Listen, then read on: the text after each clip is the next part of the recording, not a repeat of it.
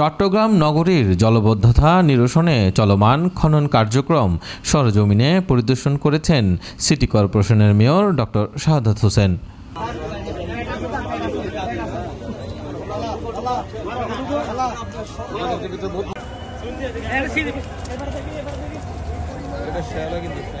মঙ্গলবার দুপুর 1টায় চৌমুহনী এলাকায় অবস্থিত আগ্রাবাদ ফায়ার সার্ভিস স্টেশনের ভেতরে নালার খনন কার্যক্রম পরিদর্শনে যান তিনি।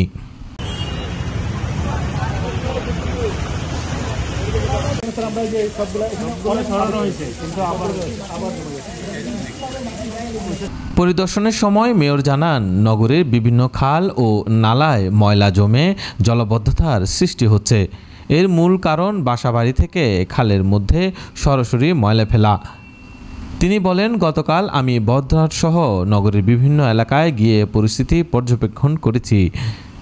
দেখি রান্নাঘরের জানালা দিয়ে এখনও খালের মধ্যে ময়লা ফেলেই যাচ্ছেন, অথচ আমরা নানা সচেতনতামূলক কর্মসূচি চালিয়ে যাচ্ছি। ডোর টু ডোর প্রকল্পের মাধ্যমে বাসা থেকে ময়লা সংগ্রহ করছি।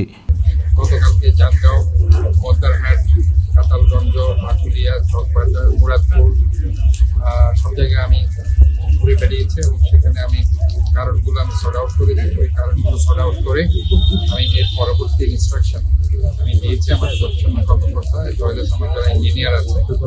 এবং সেখানে আপনারা দেখেছেন গতকালকে আমি যখন যাচ্ছিলাম বদ্রহাট দিয়ে, পাশে যে খালটি আছে সেখানে আমার সামনে আমি দেখছি যে কিচেন রুম থেকে একটা বিশাল ময়লা ঝুড়ি সেখানে ফেলা খালে।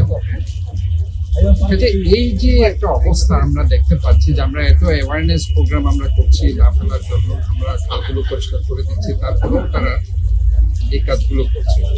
যার কারণে আমরা ডোর টু ডোর প্রকল্পটা আবার সফলভাবে বাস্তবায়ন করার চেষ্টা করছি। কারণ এটা ছাড়া ইনফ্যাক্ট আমি দেখতে পাচ্ছি আমরা যতই খালগুলো পরিষ্কার করি না কেন, নালাগুলো পরিষ্কার করি না কেন, আলটিমেটলি গিয়ে বাসাবাড়ির যে ময়লা সেটা আমাদের জন্য একটা ফ্যাক্টর হয়ে যাচ্ছে। এটা আলটিমেটলি তারা ফেলছে এবং আমাদের জলাবদ্ধতার অন্যতম কারণ হয়ে দাঁড়াচ্ছে। আমি অ্যাকর্ডিংলি সেই জায়গাগুলো এবং আরেকটি কাজ আমি ক্যালকুলেট করার চেষ্টা করেছি।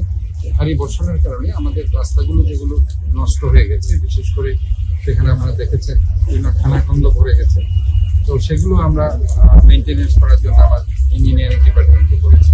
আজকে এখানে আমরা এসেছি বক্স কালভার্ট। আপনারা জানেন এই বক্স কালভার্টটা 2 মাস আগে আমরা বাংলাদেশ নৌবাহিনীকে সে কাজগুলো আমরা করতে দিয়েছি। আপনারা জানেন যে এই বক্স কালভার্টকে প্রায় 27 বছর আগে যখন আওয়ামী লীগ ক্ষমতায় ছিল তখন তারা 2.9 কিলোমিটারের এই বক্স কালভার্ট করেছিল এবং তারা এমনভাবে অপরিকল্পিতভাবে করেছে সেটা খোলার কোনো জায়গা তারা রাখেনি। মেয়র আরও বলেন, জলাবদ্ধতা নিরসনে আমরা ইতিমধ্যে 50% কাজ সম্পন্ন করেছি।